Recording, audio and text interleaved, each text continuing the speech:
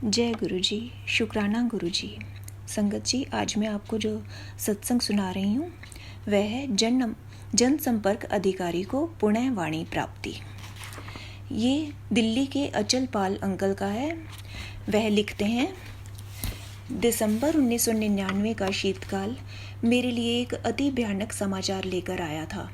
धीरे धीरे मेरी आवाज़ कम होती जा रही थी और थोड़े से शब्दों के उच्चारण के लिए मुझे विशेष प्रयास करना पड़ रहा था।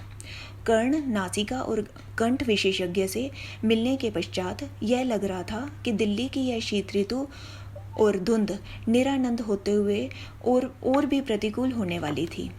विस्तृत जांच पड़ताल के पश्चात विशेषज्ञों ने शल्य क्रिया का परामर्श दिया, जो सर गंगाराम चिकित्सालय में करी गई। मेरी बायोप्सी का परिणाम आने पर हमारी आशंका की पुष्टि हो गई। कंठ में मेरी सूजन असाध्य प्राणघातक कर्कट रोग बन चुकी थी, यानी कैंसर। जब मेरी वाणी विकृत होने लगी, उसके मात्र 2 मास पश्चात मैं जैसे नर्क में पहुंच गया था और इसका कारण समझ पाने में असमर्थ था। मैं सिगरेट, मद्य, तंबाकू या पान का सेवन नहीं करता था, पर ईश्वर ही पालक हैं।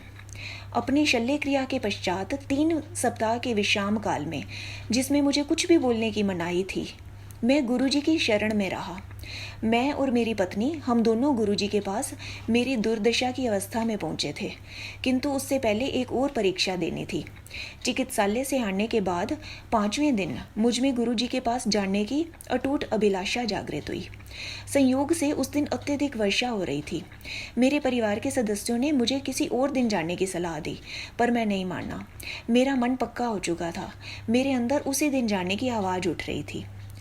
एम्पायर स्टेट से गुरुजी के स्थान तक चलते हुए एक अद्भुत सुख का आभास हुआ। गुरुजी अपने रंगीन लंबे लबादे में अपने स्थान पर आसीन थे। हमारा परिचय करवाकर हमें राजसिक रक्तिम कालीन पर आसन ग्रहण करने को कहा गया। गुरबाणी के पवित्र शब्द वातावरण में रस घोलकर उसे और मधुमेह कर रहे थे।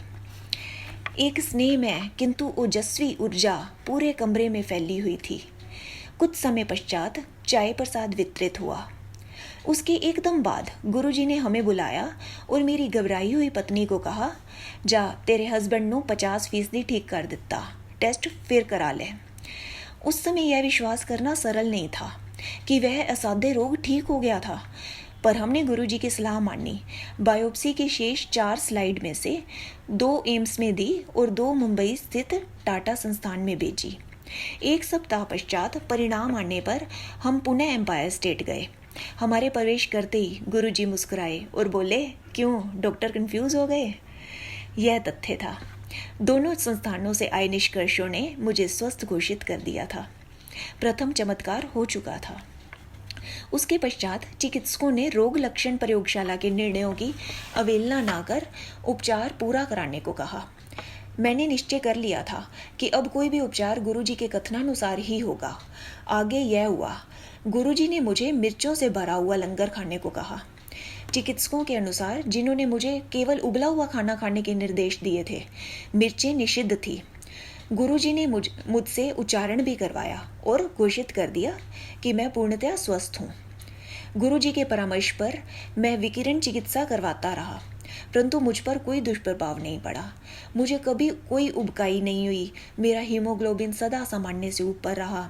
एकमात्र औषधि, यदि इसे ऐसा कह सकें, तो गुरुजी द्वारा अभिमंत्रित ताम्र लोटे में जल भरकर पीने की रही।